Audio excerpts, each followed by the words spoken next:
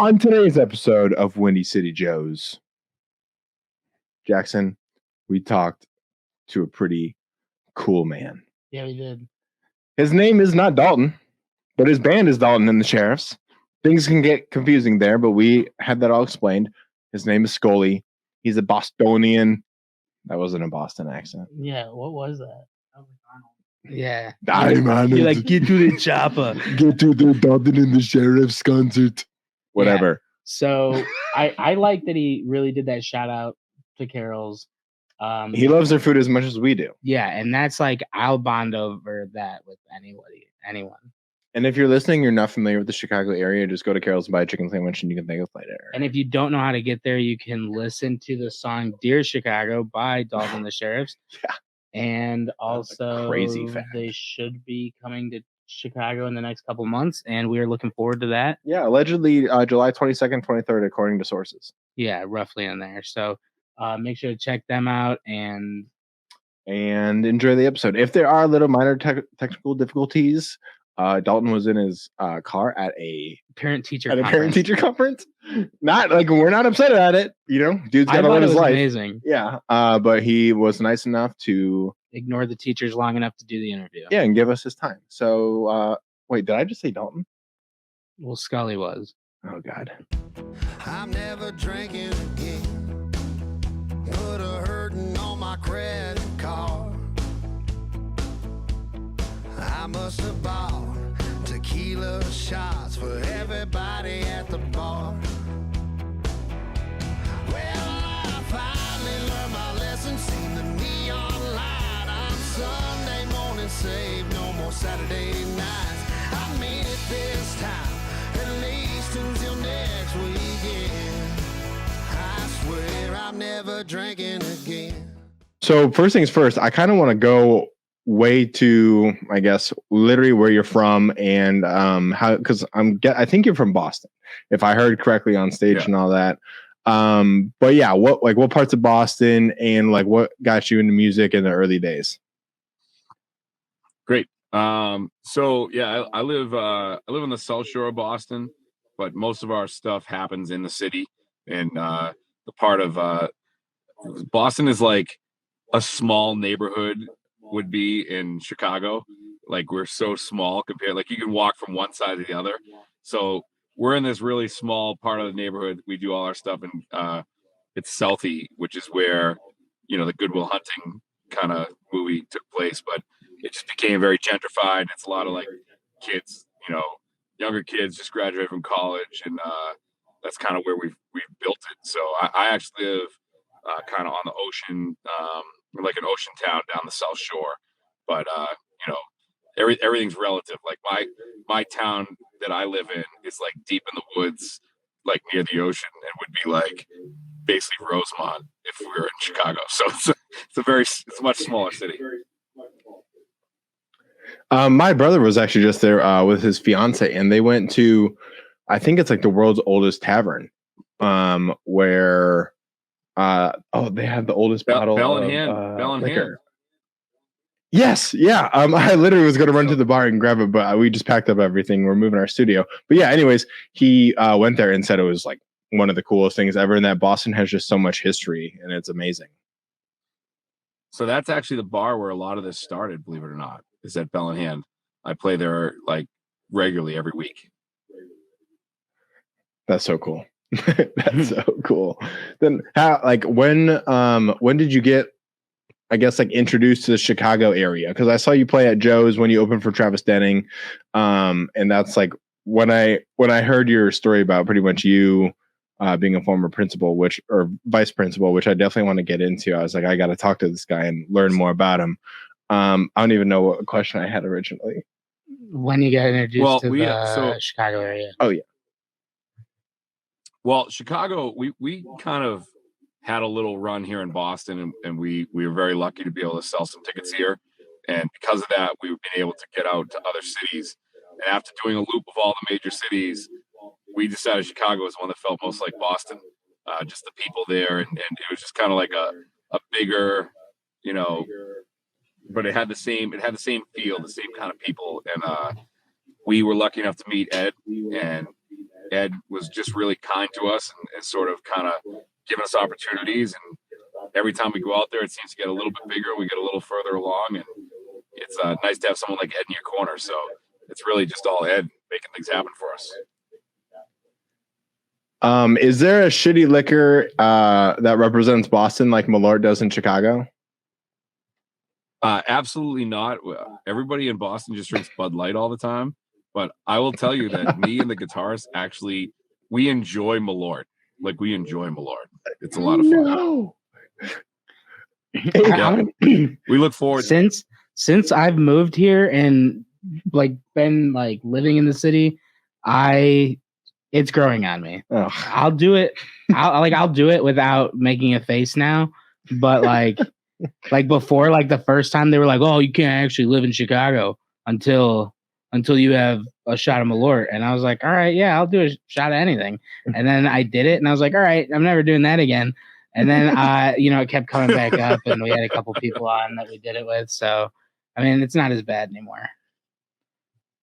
Yeah. So like you guys know the movie Home Alone, obviously being a Chicago, area people, but we're like, our band is sort of like known, like our calling card is like selling bars out of Bud Light. That's what we do. So like we the first time we play places, and we just like, they're like, by the time they like an hour into the show, the Bud Light's gone, and then you can tell how good a night it was by like what beer they're on by the end of the night. So it's pretty funny. We have a good time with it. But yeah, Bud Light is the way people are drinking Boston. That's hilarious. And I do feel like locals, and they either hate Malort, like spit it out, or they actually prefer it and like will take home multiple bottles. But St. Patrick's Day is around the corner. Can you tell someone that comes from, I guess, a big patriot, or wow, not patriot, St. Patrick celebrating city? Like, what is it like in Boston?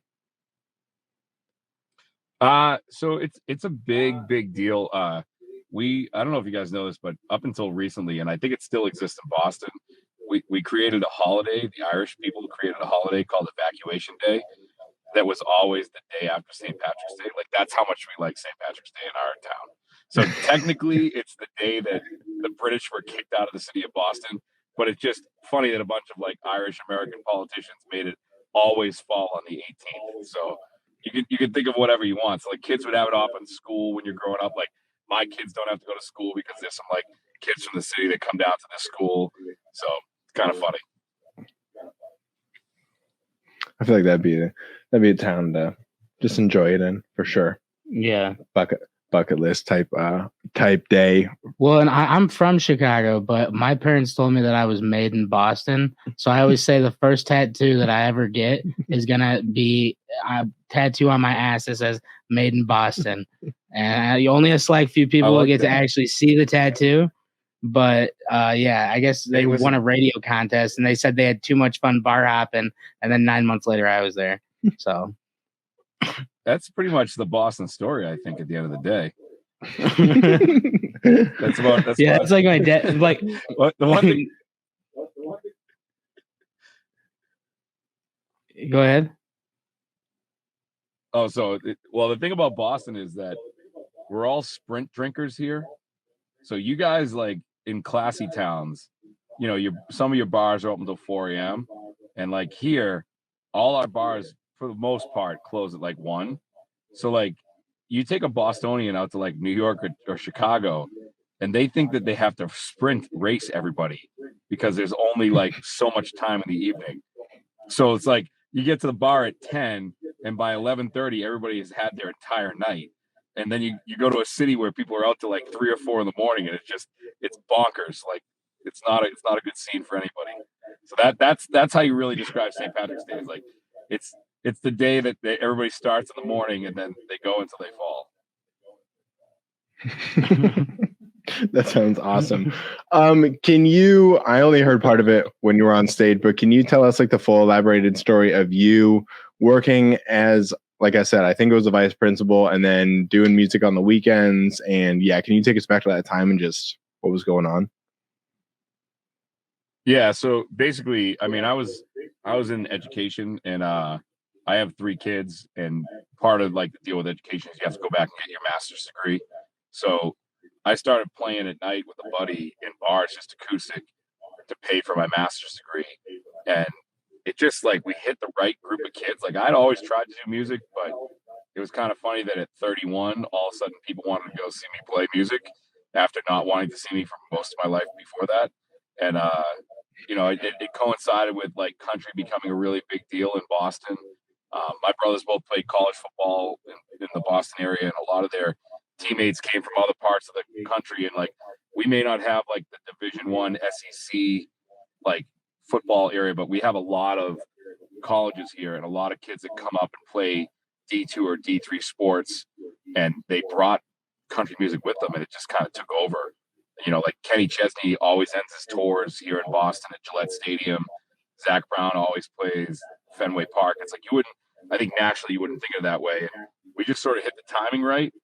And at one point, it just like we got some big opening slots back in like 2012, and we kind of kept building. And then in 2016, it was sort of like I wasn't seeing my kids. I was working all day and then going out playing all night. And we just had to make a choice and try and go for it. And I always say the way we do it is not the way you're supposed to do it, for sure.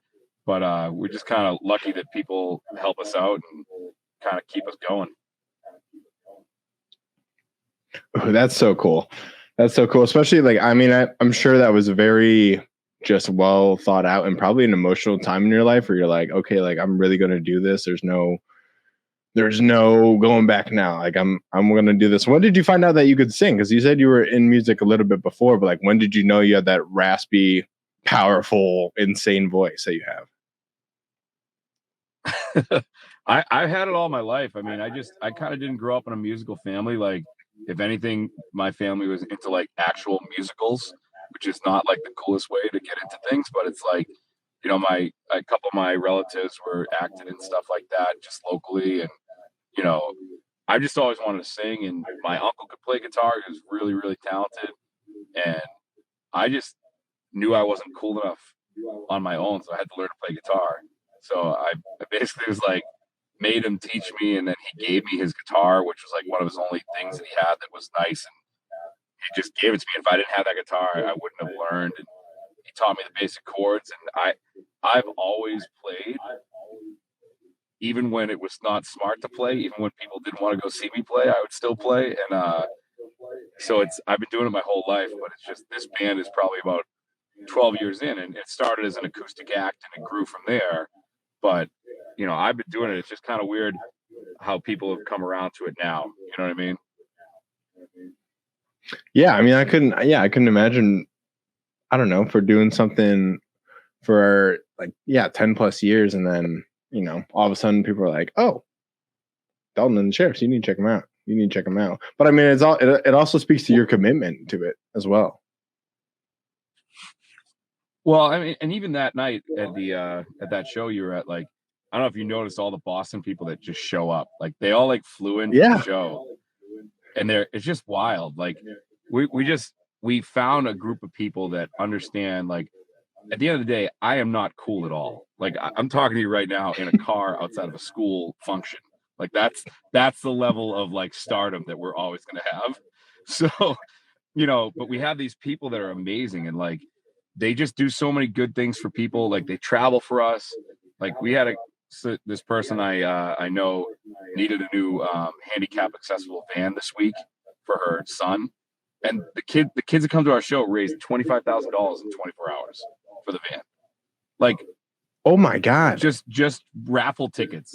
Isn't that wild? They bought. I auctioned off a backyard acoustic show, and that's how much money they raised in 24 hours. And like, they're just the nicest people. Like, there's generally not fights at our shows. People just happy. They like just there to have a good time and not think about real life. And I don't think many bands have that. I don't think many people have that. To have that group, that family feel to everything that goes on, and it's just, we're very, very lucky.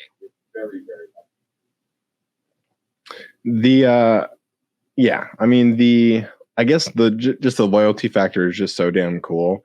And I mean, because people that we've talked to for sure obviously have like loyal fans, but then it's just the fans that know one or two songs of the artist and they appreciate their music, which there's nothing wrong with that. But then, yeah, you have the super dedicated fans that know the entire album and will be there at like the album release parties and stuff like that.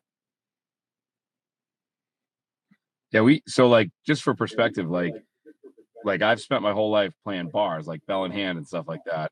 And like last summer we got to headline a 5,000 capacity amphitheater because all these kids bought tickets. Like, you know what I mean? Like that's a once in a lifetime thing. Like I got my son up on stage singing Ed Sheeran songs and the crowd's going nuts at like 14. Like it's just stuff that shouldn't be possible. It's unbelievable what these people have done for us. But I mean, like I said, it credits to you and your music and sticking through it for getting like such a loyal fan base. So you got to pat yourself somewhat on the back. I'm going to make you. Listen, the minute that I think that I had anything really to do with other than throwing a party, I'm going to be in trouble. People are going to be like, I'm constantly waiting for people to realize, like, dude, that guy's like 41 and he's got a gray beard. What are we doing with our lives? We're going to do something else.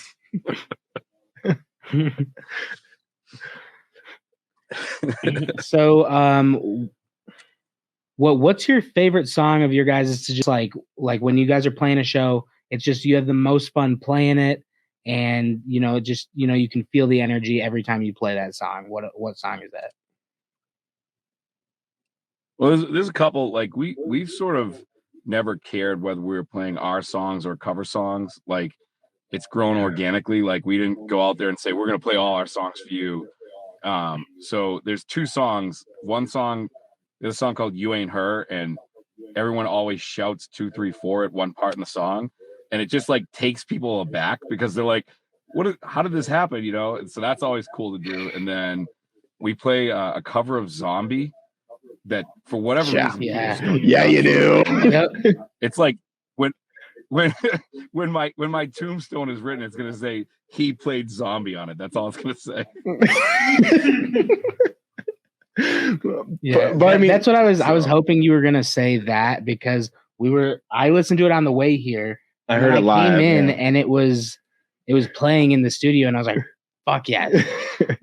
it was just perfect, and I was like, "God, I get to hear it again." You know, like. But yeah, I was hoping that was one of them. So it's funny. So. We made a point when we were first learning back in like the early 2000s that it felt like all the 90s songwriters had just moved to Nashville and taught all these guys like the basic like 90s rock chords, and like they like had never heard them before or whatever. So like the Jason Aldean song Flyover States is just the chorus is just Zombie. So early on we were like playing a bar, I think in Syracuse. It was either Syracuse or Foxborough where we were home, like one of the old Toby Keiths like you guys used to have out there. And we just decided to mash up Zombie into the middle of Flyover States just to see what would happen. And man, it was like record scratch, stop, the whole place looking at us like, what are you doing? And we like put it away for 6 months. We didn't even play it again. We were like, well, that didn't work. Everyone hated that. Like, I think they were trying to line dance and they stopped and like, what is this malarkey?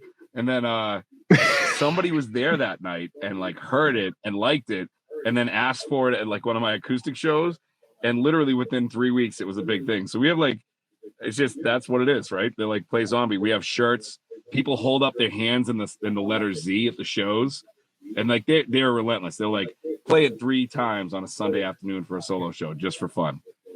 Like let's be honest, if my penance is to play Zombie 3 times a night at every show, that sounds okay to me. I'm good. I can do that. I mean, that's a great way to earn a living, you know. Do you remember like your first? I mean, no, that's a stupid question. Do you remember when the song came out and like was it massive then?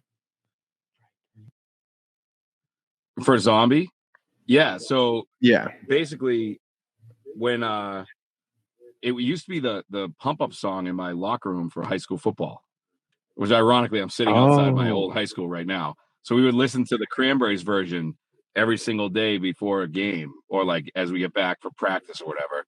So it's always been a big song for me. And we just, for whatever reason, we just like people have really, really taken to it in Boston. I think my for high school, my football was back in black because our uniforms are black. That's what we'd run out. Nice. And I think Volbeat. I Is forgot it? what You know, that song was by the- Volbeat though.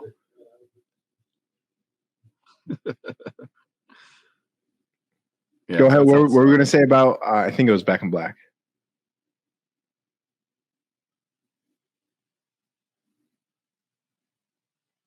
Can you hear me? Nice. Hello.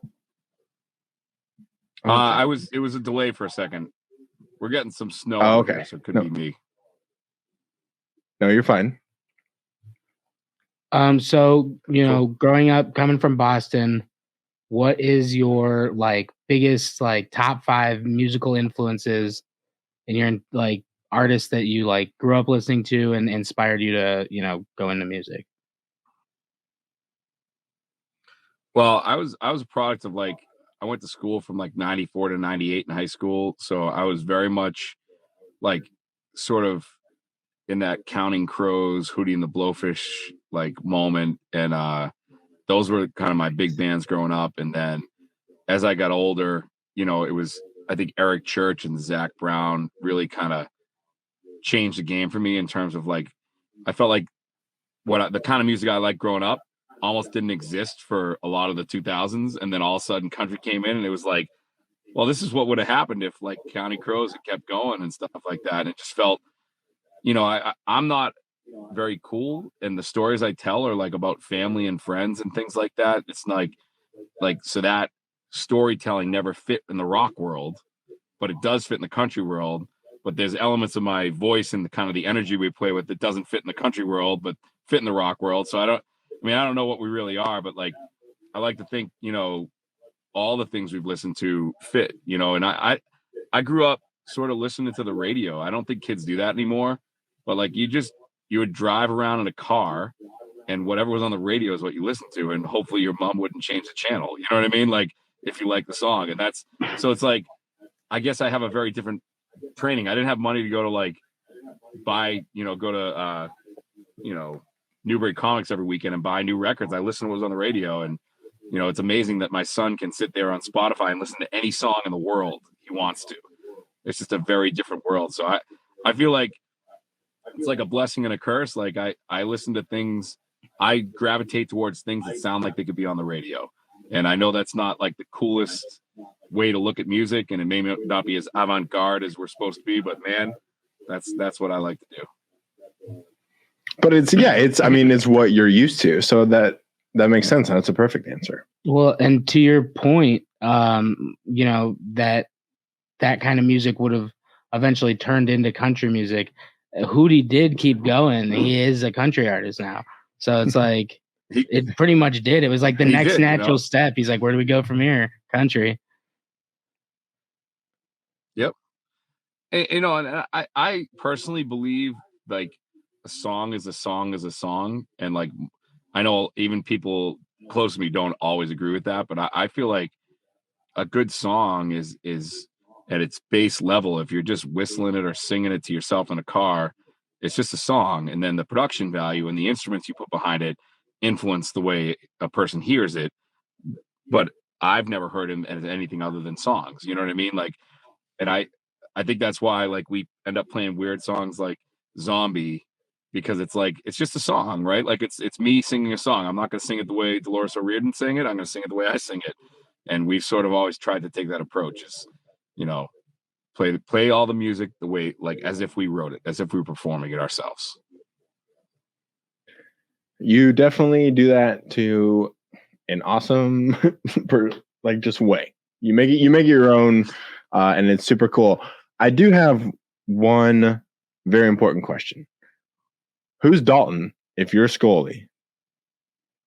And how did it become Dalton and the Sheriffs? Okay, ready? This is a funny. So there's this kid named Steve, right? And Steve will like this because he makes me tell a story every time he comes out. I'm pretty sure he uses it to meet people in bars. But when I walked into my sophomore English class back in like 2000, I guess, God, I don't even know, maybe 2011 or something like that, we put out that song You Ain't Her, and we did a video. And I walked into my class in sophomore English, and I was like, okay, we're in the computer lab today, like start writing your essays. And Steve and a couple of his buddies pulled up the YouTube video and they all timed it and pressed play with their speakers on as loud as they could. So I gave them all, at that point, the band was just the Brian Scully band. So I gave them all the attention and we changed the band name. So they take credit for making us into Dalton the Sheriffs. So it's Patrick Swayze from Roadhouse's character is Dalton. And there's a kid in the band that was like calling himself Dalton when we play country shows. So I took that and then we just kind of messed around with like, I always like Hootie and the Blowfish, that kind of stuff. So we just came up with them, the Sheriffs. And I honestly hated it, but I figured the kids wouldn't find it at school. And then we got like our first, like, we opened a couple shows for Thomas Rhett. And once it was like happening, we couldn't change the name. So now everybody thinks my name's Dalton. So like, if you're in Boston and you go to the door, they're like, I know Dalton. They're like, no, like, what's his real name? Dalton, So I don't know. It's kind of weird. Last name, the Sheriffs. Yes, exactly. That's hilarious. Patrick Swayze from Roadhouse. Well, and when he told me that we were sitting down with you today, I was like, he's like, we're sitting down with Scully from Dalton the Sheriffs. I'm like, oh, I was like, who's Scully? And he was like, Scully's the main guy. I'm like, well, then who's Dalton? And he's like, I don't know. So the best part is like, not that we actually need it, but like all of our fake band names are all just other Patrick Swayze characters. So like all of our demos are stored, like when we're sending them back and forth to each other, it's all as Johnny Castle and the Ghosts from the movie Ghosts. So it's just like, it's not, it's all Dirty Dancing references and things like that. So we're keeping the Swayze dream alive. That's hilarious. You guys are in trouble because you're only going to go farther and farther and you're going to blow up. So now you're going to get in trouble when everyone has Patrick Swayze reference names. Yep. Oh, listen, it's going to be great. I got 1,000 of them. It's like I carried a watermelon. Like my wife and I just go back and forth on all this stuff, just Swayze lines. We'll be able to hide in plain sight. It's because he's the one that did the SNL skit with Farley. Yeah, we're gonna do that for Halloween. Actually, I was gonna be Patrick Swayze and he's gonna be Farley when they're doing the Chippendales one. Chippendales, yeah. And we literally bought the costumes, all the stuff. We're getting ready to go to the party, and we get a memo that it's not a costume party. I said I still want to show up. Like we had breakaway pants, we had breakaway shirts. I'm like this shit's got to come off at some point in the night. And then he was like, it's not a costume party. I just found that out. And it's like 12 hours ago. We don't have any other costumes. And I was like, that's so us, the thing to do. I love it. That's awesome. I still wanted to do it. When you come into Chicago, are there any food places that you always have to hit? Yes. I always like going to honestly, Carol's is my favorite place to go because I know it sounds crazy, but there's unbelievable food everywhere in Chicago and we go to all the places. But for me personally, usually I'm like the band dad. So like the end of a show, I'm like coordinating and driving and not really drinking. But when we're in Chicago, I don't have any responsibilities. We rented the gear. And Carol's is open till 4 and serving food till like 2 most nights. So it's like I get to sit down and have a Chicago dog, have my Malort, and it's just a grand old time. It's so I really look forward to Carol's every single time. We are obsessed is an understatement. Their fried chicken sandwiches are oh my god the best I've had in the city, like anywhere else. And we. As a team, we stand by that. Like they have amazing food, and Joe's has great pizza, so it all works out. It's amazing. You go to Carol's, and I just feel like every drink and food is made with love, like you're in a TV show. Like it's not possible. It's like what I imagine the food would taste like on the TV show Cheers, which again shows you how old I am. Cheers, yeah, just unbelievable. Yeah, that's what I always say. I always feel exactly like I'm walking into Cheers. We spent a lot of time there, so I know all of the bartenders, and so that's partially the reason I'm like I feel like I'm walking in. I'm like Norm, but it is it is like the Chicago version of Cheers. So two funny stories about that. Number one, we wrote a song about it because during the pandemic we were so depressed that we couldn't go to Carol's. So we wrote a song called Dear Chicago, all about Carol's. And it's really just directions to get there if you get drunk. It's all about like what street corner to go to if you really listen to it, but it's a nice song, you know. And then secondly, do you know that Norm from Cheers is Jason Sudeikis' uncle? Yeah. What? Isn't that weird? Yeah. That is so George weird. Wendt, right? Yeah, I saw it in the Second City documentary about the training center here in Chicago. Crazy. Wow. Is Dear Chicago on Spotify? Because I heard part of it live. Oh my God. Does Ed know that you wrote a song about Carol's? Yeah. I mean, I think he probably thought I was trying too hard, but I mean, it's pure love. Like if you spend enough time with me, you know it's real. No, we hear you. Like we said, I've been a fan of Carol's forever. Also, it's just like the environment is sick. Like the brick walls, the neon, like everything about it is just like perfect dive bar. It's awesome. Yeah. Or not rock. Well, and like the live music there is so cool because it's like such an intimate setup. So like, you know, it's like we'll go to Joe's, we'll see the big concerts, and then we'll go to Carol's, we'll get a chicken sandwich, and we'll listen to these more intimate like concerts with like maybe like, you know, a couple hundred tops. Well, and I feel like do you like the more intimate, like people right in your face when you're performing, or do you prefer like 5 to 10 feet back? I'm like I was raised with people knocking the microphone in my face, so I mean I'm kind of cool. I like people up front. I like to know that people are getting into it. We have a lot of like crowd participation and sing-alongs, and it just you can feel it when people are behind the band. It's like the closest thing that I've come to like being on a sports team. Like it's just a great feeling. I believe it. I'm all out of questions. You got anything else? I think I'm all out of questions too. Do you have anything like big planned for St. Patty's Day? Yeah, we're gonna do like a 4-night run out here, and then we're actually playing in the St. Patrick's Day parade in Boston on a float that we're building. Oh my God. It's gonna be awesome. That's amazing. That is so awesome. Yeah, well, awesome. we hope that Dalton the Sheriffs is back in the city soon. That way we can scream our heads off to Zombie. But Scully from Dalton and the Sheriffs, it's been great talking to you.